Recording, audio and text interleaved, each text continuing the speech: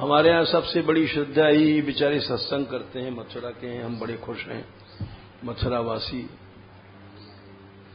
बाकी हमारे ठाकुर जी किसी से कुछ नहीं चाहते।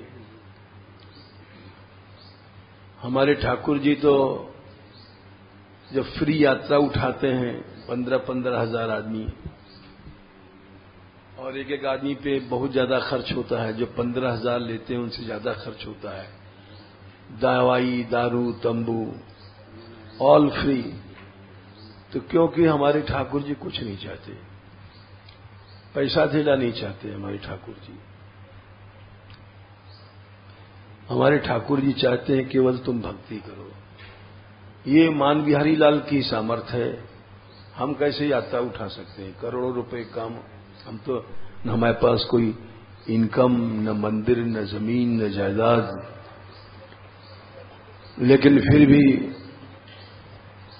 यहां के हर व्यक्ति की यही नियत है कि हम लोगों को कुछ नहीं चाहिए। यही चीज सब चला रही है, कभी कमी नहीं आई आज तक। यानी देखो, हर साल एक जाते थे यहां की टीम बाहर विदेशों में, 3 महीने कथा करते थे तो उसे पैसा आता था, यात्रा चलती थी, करोड़ों रुपए लगते यात्रा में। इस बार वीजा नहीं मिला तो लोगों ने कहा यात्रा चलेगी। हमने कहा भगवान की इच्छा है। जो कमेटी वालों से हमने कहा तुम यात्रा रोक दो, हमारी कोई प्रेस्टीज पॉइंट तो है नहीं कि हमारी इज्जत चली गई। उन्होंने कहा नहीं, यात्रा चलेगी। ठीक है, चलेगी तो चलो। अब कहां से चलेगी हमको पता नहीं है, चलाता प्रभु है, सामर्थ्य देता है, वो जाने कहां से दे देता है। हम लोगों को चाहिए कि हम धर्म को व्यापार न बनावें। केवल आश्रय, जिसकी चर्चा चल रही है, आश्रय सही है तो सब सही है। करोड़ नहीं, अरब नहीं, खराब का काम होगा तो भगवान अनंत है, वो देता है। 10-20 लाख या करोड़, 2-4 करोड़ तो बहुत छोटी चीज है। देखो, इसी बात पर कहते हैं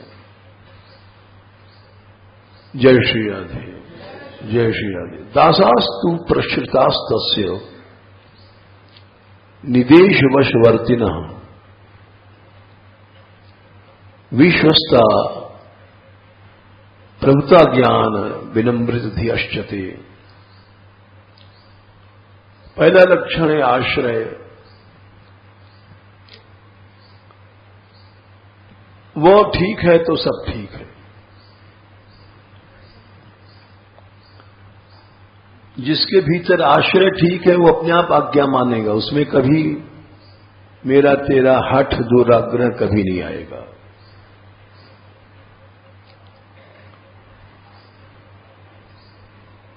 आश्रय ठीक नहीं है तो उसमें मनमानापन आता है।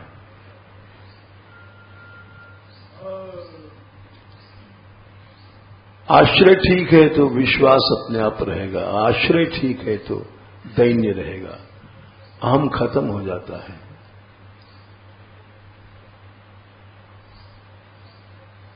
मूल में है आश्रय।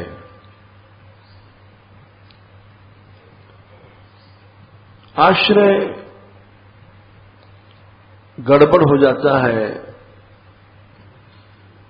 अन्याश्रय से। आश्रय उल्टा है अन्याश्रय।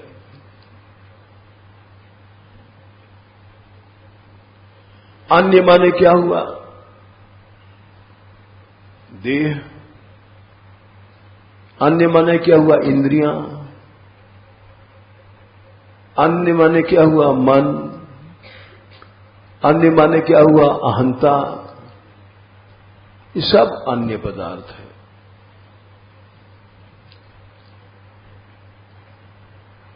इस बात को ब्रह्मा जी ने कहा है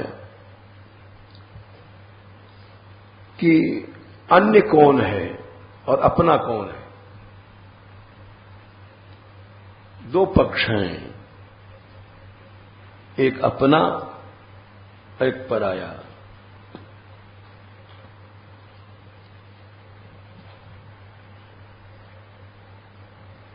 जो अपना है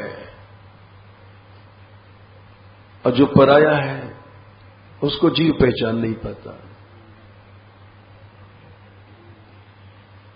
अपने का आश्रय ले कल्याण हो गया, पराये का आश्रय लिया विनाश हो गया।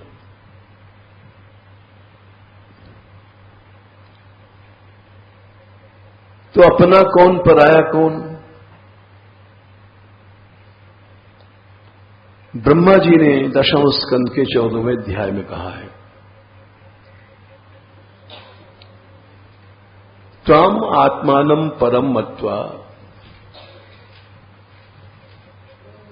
परम आत्मानमेव च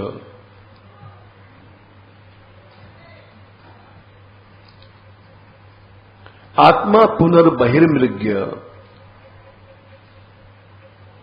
अहो अज्ञ जनताज्ञता।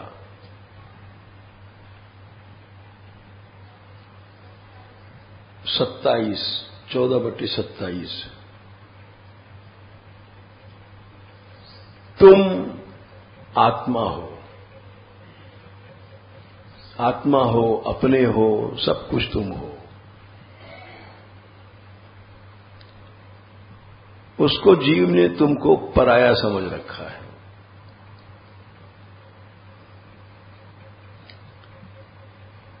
सबसे पहली बात तो यह है। अब पर माने क्या? शरीर, इंद्रिय, मन, बुद्धि, अहम, ये पर है। ये पर को अपना मान लिया है। और हम लोग साधन करते हैं, भगवान को ढूंढने चलते हैं। ये मूर्खता देख लो। अहो अज्ञ जनताज्ञता। मूर्ख जनता की मूर्खता तो देखो। भगवान को ढूंढने चला है, भगवान से मिलने चला है,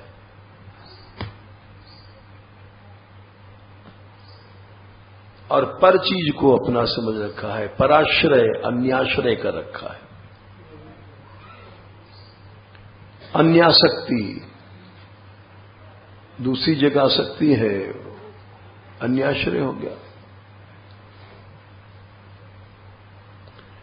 बड़ा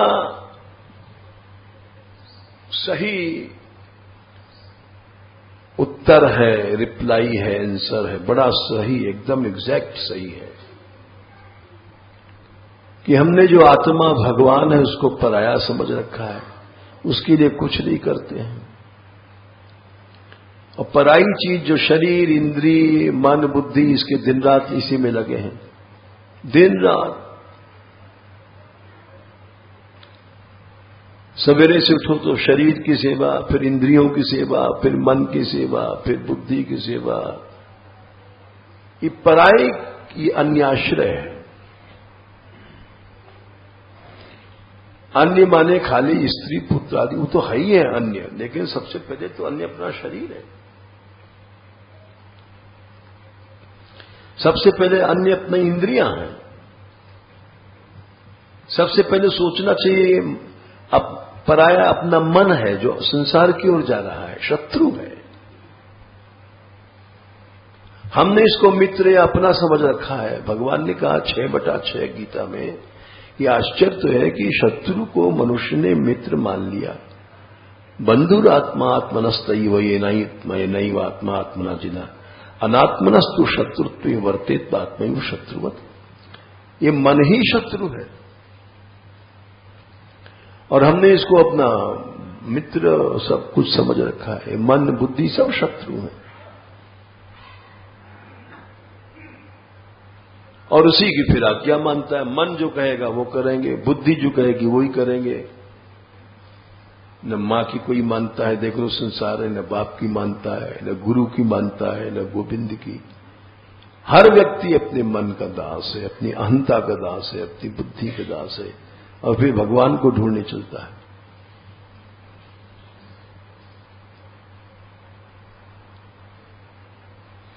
बड़ा छोटा सा श्लोक है, लेकिन बड़ा एक सच्चा है कि आत्मा पुनर्बहुर्मृग्य, आत्मा को बाहर ढूंढ रहा है भगवान को।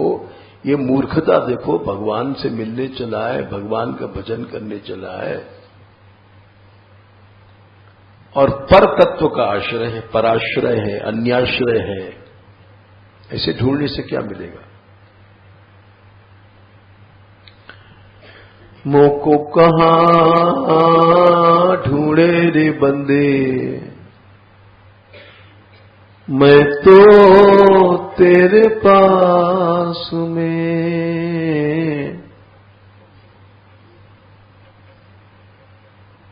ढूंढ रहा है, कहां ढूंढ रहा है? ना मंदिर में, ना मस्जिद में, ना काशी कैलाश में, ना मैं क्रिया कर्म में रहता, नहीं योग संन्यास में।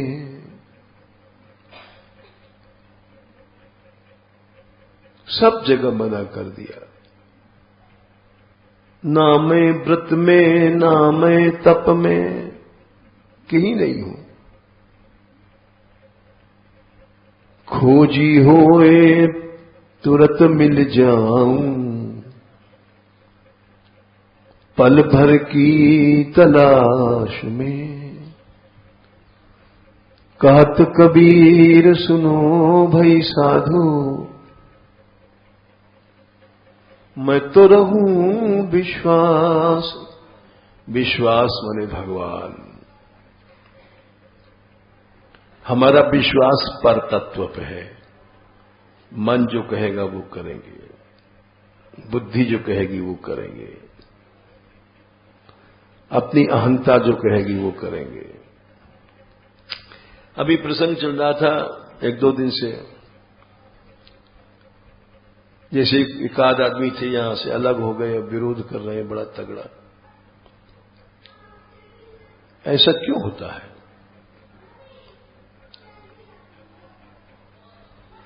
तो ऐसा आश्चर्य साधारण लोग करते हैं। आश्चर्य नहीं करना चाहिए, क्योंकि मोह जीव को, मोह एक ऐसा अंधकार है कि उस मोह से प्राणी निकल नहीं पाता है। अंधकार को मोह कहते हैं। स्मृति नाश को मोह कहते हैं। उसकी स्मृति चली गई, अंधेरा आ गया। भगवान ने 2/63 में कहा है, सम्मोहात स्मृति विभ्रमा। जब मोह जहां आया तो उसकी स्मृति खत्म, डेड हो जाती है। फिर वो भूल जाता है मैं कौन था, क्या करना है, क्या करना चाहिए। मोह आते ही मान स्मृति चली जाती है। स्मृति के बाद बुद्धि नाश हो जाती है। स्मृति भ्रष्टात बुद्धि नाश हो। तो कोई पथभ्रष्ट हुआ, मोह आया था, उसी को सम्मोह कहते हैं। अब वो मोह क्यों आया था? साधारण सी बात है, बहुत बड़ा इसमें दिमाग लगाने की जरूरत नहीं है। मोह के अनेक रास्ते हैं। जगाओ नहीं, जो सो जाए उसको सो जान दो। बच्चों को ये कथा भी नहीं सुन पाते, कोई जगाओ मत, लिटा दो।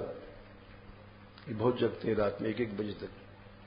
किसी को लिटा देना जो उसको लाना। तो वो अब मोह क्यों आया था?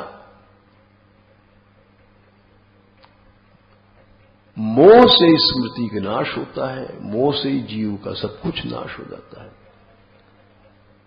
तो किसी को तो आया कामकृत मोह,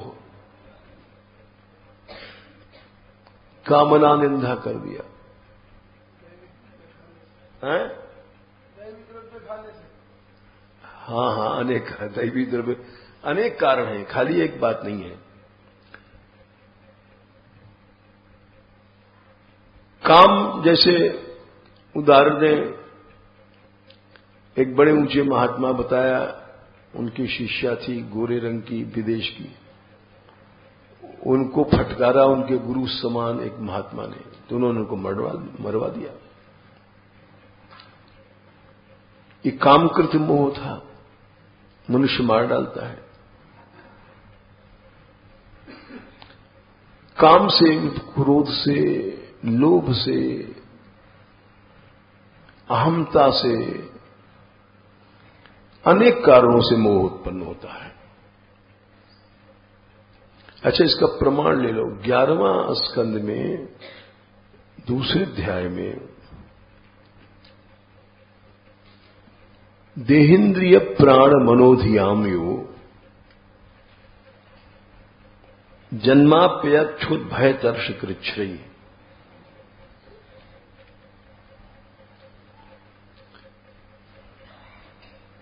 11:2 49 संसार धर्म ही अविमुह्य माना। ये संसार के धर्म हैं 5, ये मोह पैदा करते हैं।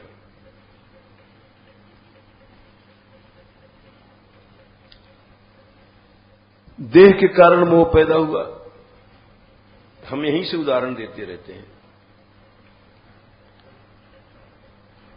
तो जैसे बहुत पहले संत आए थे, उनको हमने कहा रात को आए और कई साल की बात, हमने कहा इनको भाई रोटी खवा दो। तो दिन साग नहीं था, रात को रोटी मधुकरी है, भिक्षा। अब उसमें यहां तो साग बनता नहीं है, कहीं से बन के आता है। जो गुड़ रख के देख दिया तो सवेरे चले गए, अरे यहां साग भी नहीं है। तो ये देहकृत मोह है। शरीर की सुविधा नहीं मिली तो भाग खड़े गए, ये देहकृत मोह है। 5 चीजें बताइए देहेन्द्रिय प्राण मनोधियाम में। देह, इंद्रिय, प्राण, मन, बुद्धि, ये 5 चीजें मोह पैदा करती हैं और भक्ति का नाश कर देती हैं। इनसे जो अव्यूह्यमान, जो मोहित नहीं होता है, वो भक्त है। अगर मोह पैदा हो गया तो भक्ति नष्ट हो जाएगी, स्पष्ट है। तो देह का तो यही मोह, बहुत से आते हैं साहब हमको अलग कोठरी चाहिए, नहीं मिला। अभी 4-5-10 दिन पहले संत आए थे, अलग नहीं मिला, चले गए। हम ऐसे नहीं रुक सकते, चले गए। ये देहकृत मोह है। महात्माओं ने कहा कि लता तरे पड़ रहना हमको महल रतन नहीं भावे है। किसी समय हम भी यहां आए थे नए नए, तो पेड़ों के नीचे सो जाते थे, कुटिया नहीं थी। शुरू में आए हैं, बहुत पुरानी बात है। और एक ब्रजवासी कह भी रहा था अभी चिसोली का, राधाकांत पर से। हाँ हाँ हाँ हाँ, बाबा को सागरी भोर में रात के 12 बजे पेड़ के नीचे। हाँ, वो हमारी पुरानी बात याद दिला रहा था कि कहीं साकिर खोर 12 बजे पड़े हैं, कहीं वहां मंदिर के नीचे पड़े हैं, कहीं वहां पड़े हैं।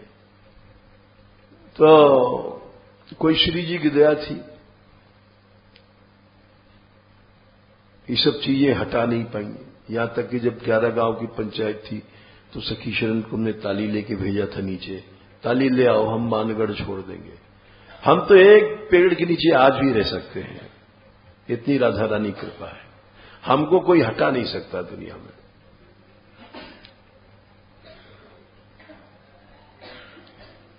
तो देहकृत ये मोह है। शरीर के पीछे हम लोग पागल हैं, शरीर की सुविधा चाहते हैं और अलग कमरा नहीं मिला तो हो गया ब्रजवास खत्म। बस कमरा ही उनका भगवान है।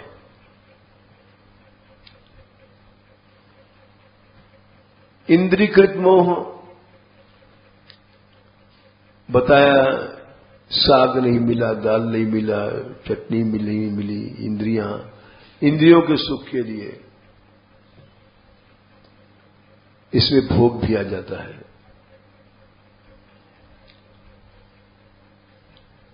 और वो मोह पैदा कर देती इंद्रिय।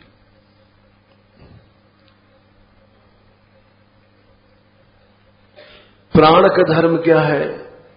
देहेंद्रिय प्राण मनोधियाम जन्म अप्यय। देह तो पैदा करता है जन्म मृत्यु के भय से। इंद्रिय अप्यय, कमजोरियां आ गई, आंख में कम, बुढ़ापे में, हाथ पांव में मोह पैदा कर देती है। जन्म अप्यय क्षुध। प्राण का धर्म है भूख प्यास। वो नहीं सह पाए, मोह उत्पन्न हुआ, भाग गए। हम जब शुरू में आए थे तो 24 घंटे भी भोजन नहीं मिलता था, मांगना नहीं जानते थे। लेकिन राधा रानी कृपा थी कि ब्रज में हमको मरना है, भूखे मरेंगे ज्यादा अच्छा है, बाहर का हलवा पूड़ी नहीं चाहिए। याद है उस समय गाते थे, कहीं मान प्रतिष्ठा मिले न मिले, अपमान गरे सो बधाना परे। ये गाते थे उस समय। जल भोजन की परवाह नहीं, करके व्रत जन्म निभाना परे। अभिलाषा नहीं सुख की कुछ भी, दुख नित्य नवीन उठाना पड़े। ब्रज भूमि के बाहर किंतु प्रभु, हमको कभी भूल न जाना पड़े। तो भोजन भी नहीं मिला तो भी पड़े रहे। प्राण ने मोह उत्पन्न इतना नहीं किया कि हम निकल जाए यहां से। एक भूख प्यास जो हटाती है, ये प्राण जन्य मोह है। जन्म मरण का ये देहकृत मोह है। मोह अनेक तरह से होते हैं। देहेंद्रिय प्राण मनोधियाम में जन्माप्य क्षुद भय तर्ष कृच्छई। मन में भय अनेक तरह के आता है। ये भय मोह पैदा कर देता है। आगे क्या होगा, जैसे कुछ लोग कहते हैं आगे क्या खाएंगे, आगे क्या पिएंगे, क्या होगा लड़कियों का। ये सब मन की दुर्बलता से मोह पैदा होता है। अब तर्ष माने प्यास, विषयों की प्यास। ये बुद्धि का धर्म है। बुद्धि मोह पैदा कर देती है। भोग की प्यास, फिर वो दौड़ता है भोग की ओर। विवाह करो स्त्री के पास, स्त्री पुरुष के पास। ये सारी चीजें मोह पैदा कर देती हैं। इनसे जिसके अंदर मोह पैदा नहीं हुआ, वह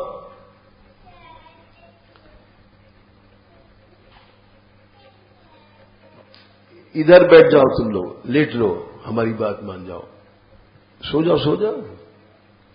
बच्चियों से कह रही हूं, 1 बजे रात तक इन्होंने साधन किया है। अच्छा सो जा। अच्छा तो संसार धर्म ही क्यों जगा रही है? जगह मत। संसार धर्म ही अविमुही है। और देखो सबका बाप है अहंता। अहंता मोह पैदा कर देता है। गुरु चेला में लड़ाई हो जाती है, मारपीट हो जाती है।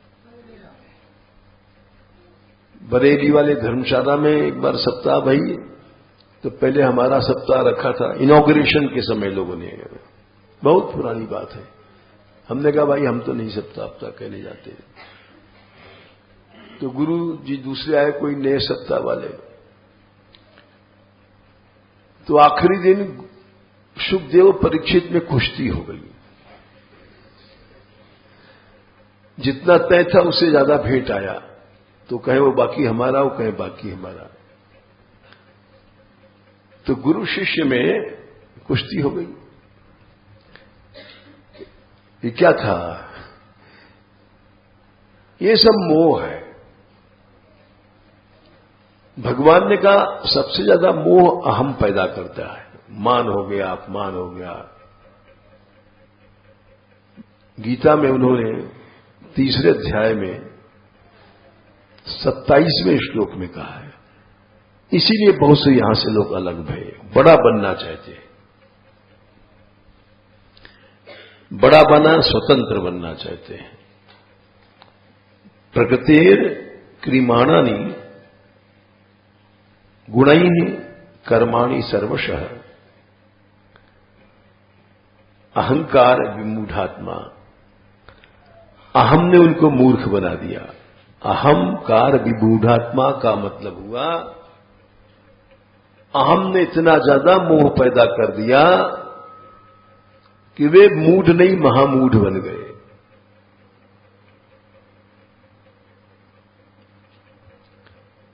और अपने में मैं करता हूं, मैं भोगता हूं, मैं बढ़ता गया। ये सबसे बड़ा मोह है। इसीलिए बहुत से लोग अलग हो जाते हैं। बाप से बेटा अलग क्यों होता है? अहंकार विमूढ़ात्मा। मां बाप से अलग हो जाता है ब्याह करके, क्यों? अहंकार विमूढ़ात्मा। घर घर हो रहा है नाटक। न कोई बेटा है, न बेटी है, न कोई चेला है, न चेली है। सब अपने मन की करने वाले हैं। अहंकार विमूढ़ात्मा। संसार में कोई बेटा ही नहीं है देखा जाए तो। बेटा था राम। राज्यपाट सब छोड़ दिया।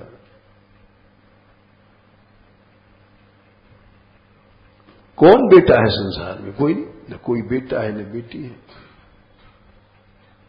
इसलिए न कहीं पितृभक्ति, न मातृभक्ति है, न गुरु भक्ति है।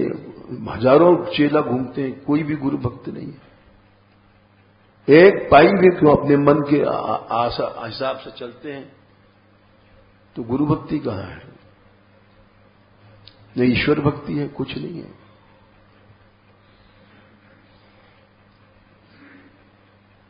मोह कैसे उत्पन्न हुआ? इसके अनेक रास्ते हैं। कामजन्य मोह है, क्रोधजन्य मोह है। कामजन्य में वो नारद मोह ले लो।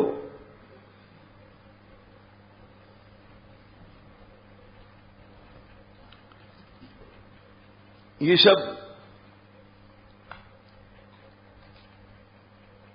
समझ में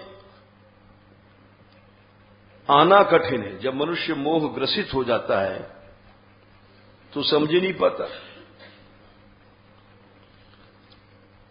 और समझता है केवल एकमात्र सत्संग से।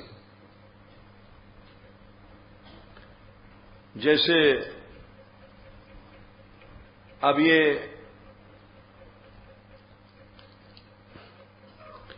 मोह ऐसा चढ़ा उनको कि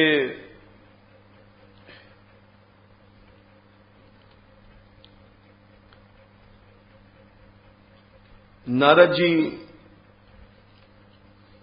को जो मोह हुआ था वो कामजन्य, काम से पहले उनमें अहमजन्य मोह था।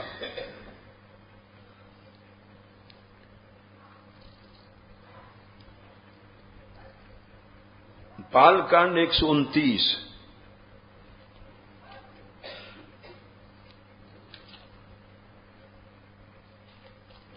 भगवान बोले, सुन मुनि मोह होई मन ताके, ज्ञान विराग हृदय नहीं जाके। आपको तो मोह हो ही नहीं सकता है। और जी झूठ बोल रहे हैं भगवान। अगर कह दे तुमको मोह है तो उसी समय नाराज होकर चल दें।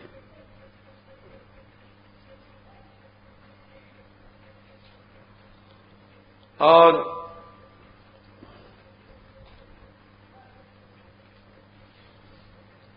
जिस समय कामदेव गया था उनको गिराने के लिए, उस समय उनमें साधन का अहम भाव आ गया। बहुत बड़ा प्रकरण है, मनुष्य गिरता क्यों है। उस समय नारद जी ने 127 में अपनी तारीफ स्वयं किया। सुरपथ सभा मुनि सुशीलता अपन करनी, बस यही मोह शुरू हो जाता है। हम अपना नाम चाहते हैं, अपनी प्रतिष्ठा चाहते हैं, अपना अखबार, अपना चैनल, अपना नाम, वहीं से पतन हो जाता है। मुनि सुशीलता अपन करनी, सुरपत सभा जाय सब बरनी, 127 में। और उसके बाद तब नारद गवने शिव पाही, जीता काम, मैंने काम को जीत लिया। अहम आ गया, अहम का मोह, अहमिति मन माही। महादेव जी ने कहा तुम भगवान को मत सुनाना, अपनी तारीफ मत करना। 127 में शंभु दीन उपदेश, जानते थे भगवान तुम पतित हो जाओ अपना लेंगे, लेकिन अहम को नहीं सह पाते। दर्पहारी दर्पहा, शंभु बचन मुनि मन नहीं भाए। अरे ये तो कुड़ते हैं शंकर जी। सही बात है, हमने काम को जीता तो कहते भगवान से मत कहो। अरे भगवान से नहीं कहें तो और किससे कहेंगे, वही तो हमारे हैं। जब मोह व्याप्त जाता है तो उल्टा हो जाता है। वहीं गए क्षीर सुंदर गवने मुनि नाथा 128, और वहां सब कामचरित नारद सब भाषे, जब प्रथम बरज शिव राखे। महादेव जी ने रोका था अपनी तारीफ मत करना तुम, लेकिन वो नहीं माने साहब, करने लग गए। भगवान सुन करके उनका, अरे क्या हुआ, अहम आ गया मुनि में। रूख बदन करे बचन अमृत, बोले श्री भगवान। अब अहंकारी आदमी की पहचान है, वो किसी की बात नहीं मानता है। अहम का जो मोह चढ़ जाता है तो कोई हो, मां हो, बाप हो, गुरु का हो, गोविंद भगवान, कोई किसी की नहीं मानेगा।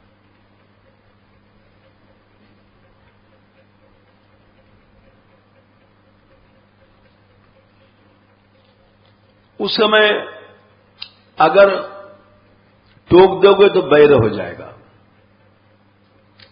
तो भगवान भी जानते हैं कि बैर में इसका नाश ज्यादा होगा, तो तारीफ कर दिया। तुमरे सुमरन ते मिटई मोह मार मद मान।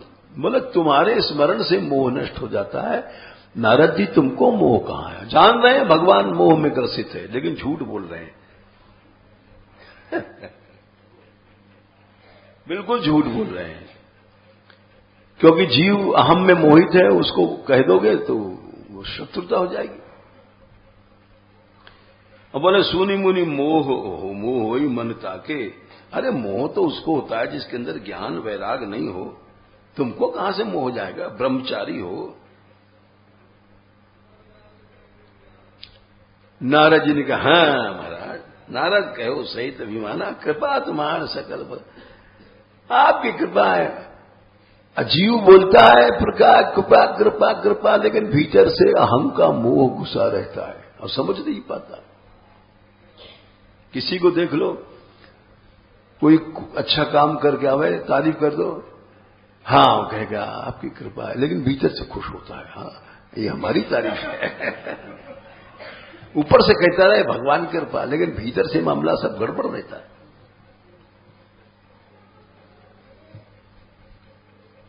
तो ये मोह के कारण भगवान ने माया रची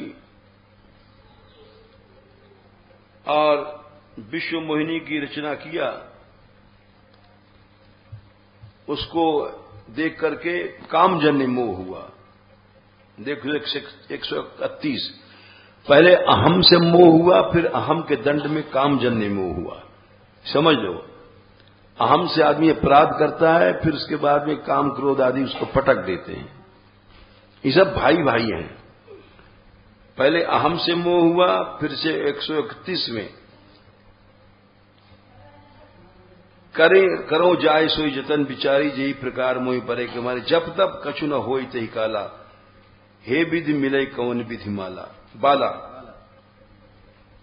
कैसे मिल जाए, ये कामजन्य मोह है। जब तब सब कुछ छूट गया। गए भगवान के पास रूप मांगने और भगवान हंस गए। ठीक है, हम जो तुम्हारा जैसे कल्याण होगा हम करेंगे। और गए वहां भगवान, वो बंदर को रूप दिया भगवान ने, और जहां जहां वो लड़की जाए वहां आगे चले जाए। रामलीला में देखा है, बड़ा अच्छा दिखाते हैं प्रसन्न।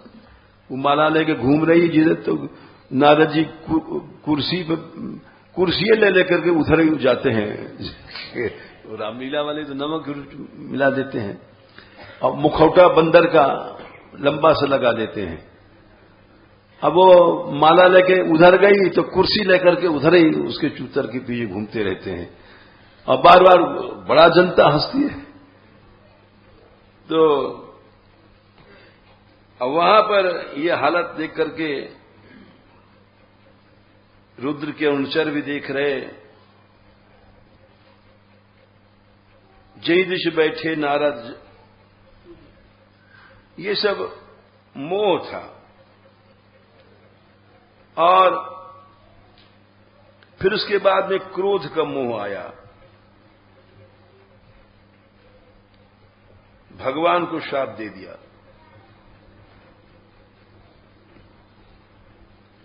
तो अहम से मोह हुआ, फिर काम से मोह हुआ, इसमें बहुत सी बात है। फिर क्रोध से मोह हुआ।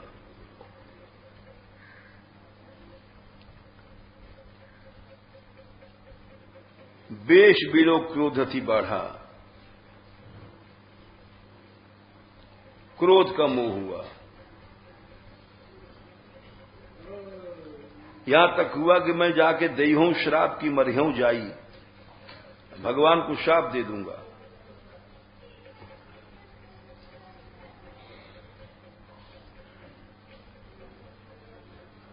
मुनि मोह मन माहाथ पराए, 134। हंस रहे हैं खूब रुद्रगण, लेकिन मोह के कारण उनको पता नहीं पड़ रहा है। तो यहां इस प्रसंग में दिखाया कि कई कारण से मोह पैदा होता है। सबसे बड़ा तो भगवान ने जो कहा, अहंकार विमूढ़ात्मा करता हम इति मन्यते। अहम से जो मोह पैदा होता है वो एकदम पूर्णतः विमूढ़ कर देता है।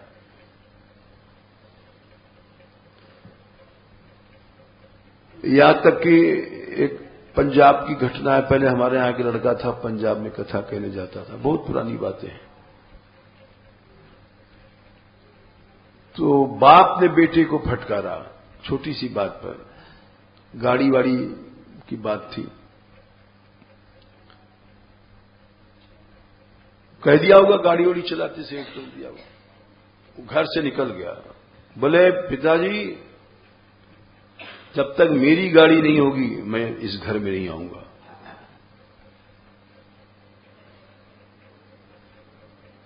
फिर वो कई साल तक होशियार था, कमाता रहा, अपनी गाड़ी पे चढ़ के कई साल बाद बंगले में घुसा। देखिए पिताजी मेरी गाड़ी है, अब आप नहीं टोक सकते इसको।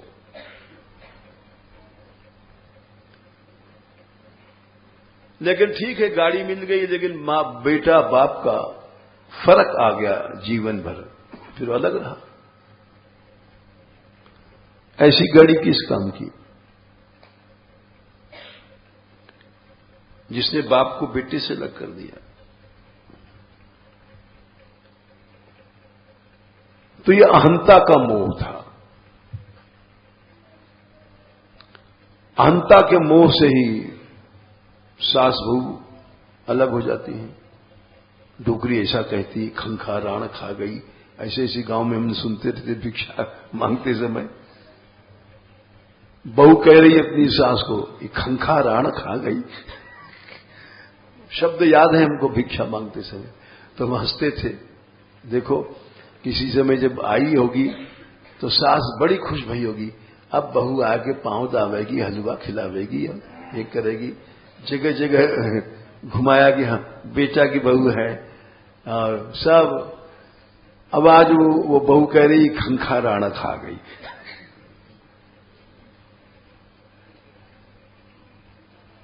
तो न कोई बाप, न बेटा, न गुरु, न शिष्य,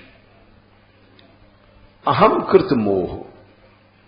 भगवान ने कहा प्रकृति क्रियमाणानि गुणै कर्माणि सर्वशः अहंकार विमूढ़ात्मा। इसलिए गुरु कोई नहीं, ये अहम कृत मोह है। लोग पूछ रहे एक दो दिन से फलाना आदमी क्यों अलग हुआ, क्यों विरोध कर रहा है। अरे वो बड़ा अहम का मोह आ गया। हर आदमी स्वतंत्र हो जाता है, बाप से बेटा अलग हो जाता है, गुरु से चेला अलग हो जाता है। ये तो सब कोई मामूली बात है।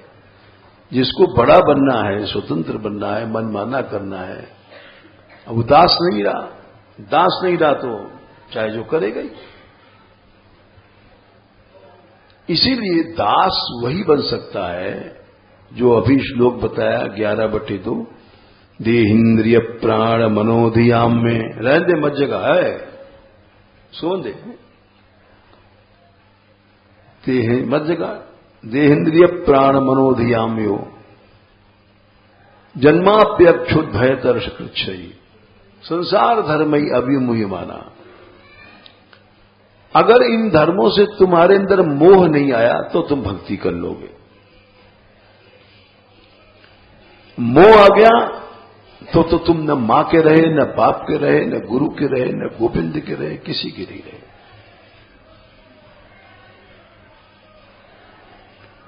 वो तो अहंकार विमूढ़ आत्मा हो जाता है।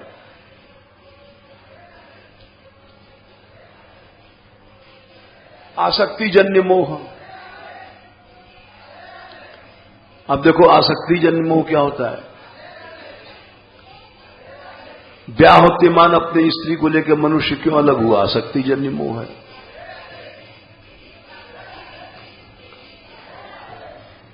आसक्ति जन्य मोह को देख लो, आसक्ति से शुरू हुआ ये गाड़ी। दूसरे अध्याय में भगवान ने 62-63 में आसक्ति से शुरू किया है। आसक्ति से काम, काम से क्रोध, क्रोध से मोह। ध्यायतो विषयान पुंसः संगस्तेषु उपजायते। 2/62। संग मने आसक्ति पैदा हुई। पहले सबसे पहले आसक्ति पैदा होती है। ध्यायतो विषयान पुंसः संगस्तेषु उपजायते। भगवान बोले अर्जुन सबसे पहले आसक्ति पैदा भई,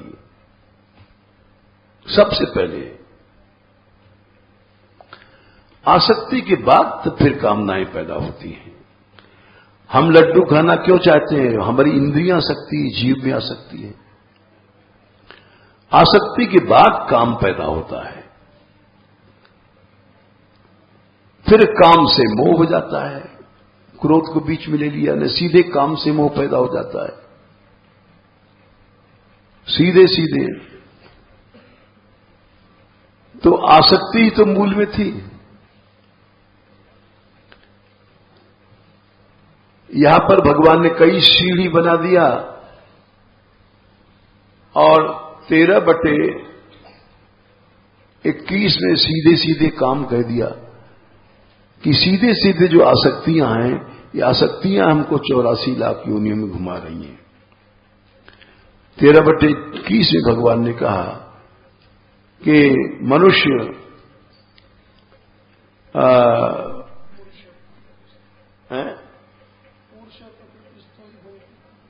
पुरुष भुंगते कारणम गुण संगो से सब योनि जनुषु। पुरुष प्रकृतिस्थो ही, पुरुष एकदम अलग है, आत्मा एकदम अलग है, शरीर इंद्रिय मन बुद्धि से बिल्कुल अलग है। लेकिन वह आसक्ति के कारण प्रकृतिस्थ, प्रकृति माने जीव, अरे वो शरीर इंद्रिय मन, प्रकृतिस्थ हुआ माने देहाध्यास इंद्रियाध्यास में घुस गया। मैं शरीर हूं, मैं इंद्रिय हूं, फिर भोग शुरू हो जाता है। उसका कारण क्या है? गुण संग, गुणासक्ति। संग माने आसक्ति। 84 लाख योनियों में हम घूम रहे हैं, क्यों? गुण संग। कारणम गुण संगोस्य सदसद योनि जन्मसु। केवल आसक्ति ही है। और देखो, आसक्ति हट जाए तो मोह खत्म हो गया, सारा कर्म भगवान के लिए होगा। हमारा हर कर्म भगवान के लिए नहीं हो रहा है। क्यों नहीं हो रहा है? देहासक्ति, इंद्रियासक्ति, देह के पीछे परिवार की आसक्ति। भगवान के लिए कर्म नहीं हो सकता जब तक आसक्तियां हैं। जब तक आसक्तियां हैं, श्री कृष्ण के लिए कर्म नहीं होगा। तुम कहते हो कि हम कर रहे हैं, लेकिन तुम्हारे भीतर की जो बात थी वो अलग है। तुम कर्म करोगे ऊपर से भगवान के लिए, लेकिन भीतर से तुम्हारे अंदर इंद्रियासक्ति, देहासक्ति, ये तुमको विमुख करती रहेगी। देख लो 3/19। तस्माद असक्तः सततम कार्यम कर्म समाचर। असक्तो ही आचरण कर्म परम आत्मोति पुरुष। परम पुरुष श्री कृष्ण की प्राप्ति जब तक तुम आसक्ति रहित कर्म नहीं करोगे तब तक नहीं होगी। स्वयं भगवान कह रहे हैं, असक्तो ही आचरण कर्म परम आत्मोति पुरुष। परम पुरुष की प्राप्ति तभी होगी जब तुम कंप्लीटली डिटैच्ड होकर के कार्यों करोगे। आसक्तियां सब खत्म हो गई तुम्हारी, तब तुम्हारे जितने कर्म हैं वो श्री कृष्ण के लिए होंगे। इसलिए हम रोज देखते हैं नाटक कि कोई हटा स्त्री आसक्ति थी, किसी की परिवार में आसक्ति थी, किसी की मां ले गई, किसी के पिता ले गया, किसी का भाई ले गया, किसी को कोई ले गया। आसक्तियां जीव को हटा देती हैं। परिवार की आसक्ति, कुटुंब की आसक्ति, साधु भी बन गए तो शरीर की आसक्ति, इंद्रिय आसक्ति, ये सब नचाती रहती है। इसलिए वो एक बड़ा सुंदर इसका रास्ता है। अगर तुम आसक्ति नहीं छोड़ सकते हो, मतलब जीव की आदत है, जैसे इन्होंने प्रश्न किया था कल रात को कि जीव क्यों अधीनता चाहता है किसी की।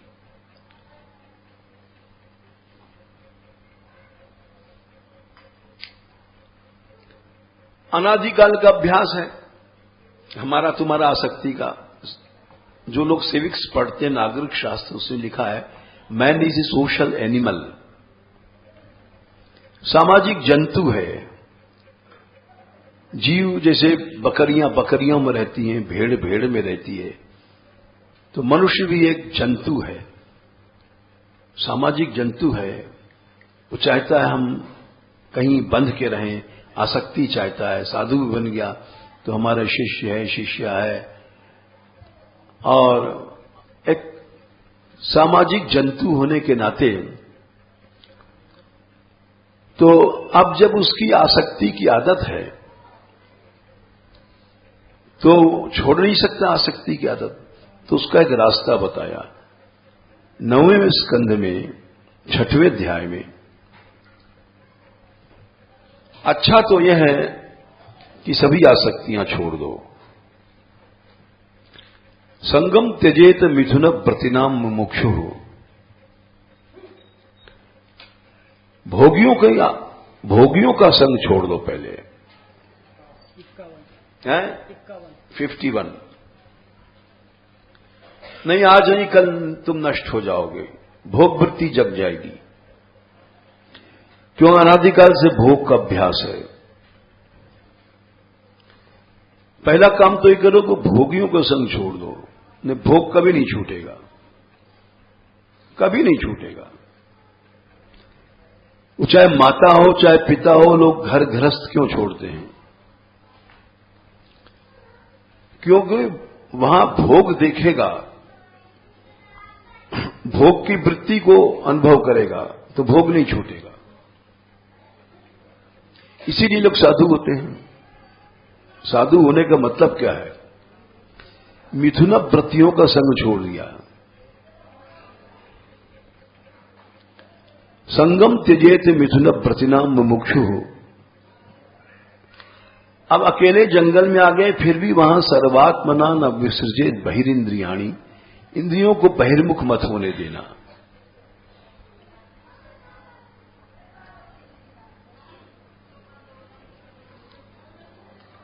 और आखिर में कहते हैं कि अगर तुम नहीं छोड़ सकते हो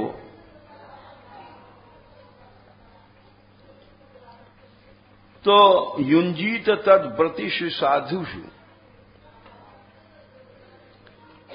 भक्तों में आसक्ति कर लो।